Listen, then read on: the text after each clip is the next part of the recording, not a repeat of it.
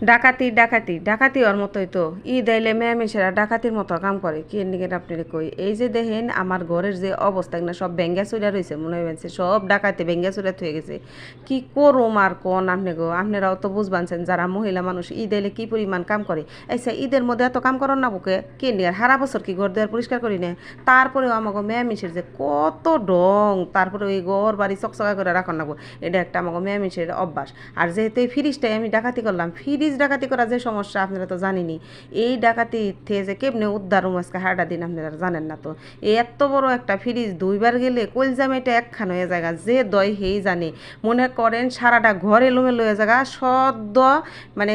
পানি পানি হয়ে জায়গায় এরকম একটা অবস্থা তো যাই হোক ফ্রিজটা ধুইছি পুরাটা আর আপনাকে দেখায় নাই পুরাটা যদি দেখাইবার যায় মোটামুটি 3 দিনের ভিডিও নাকবো তাইলে সে অমনি করে দেখাইতে দেখাইতে আপনারা তো আমার ভিডিও দেখবেনই না তো এরকম একটা ঘটনা তাই কইলাম যে ডাকাতির মতো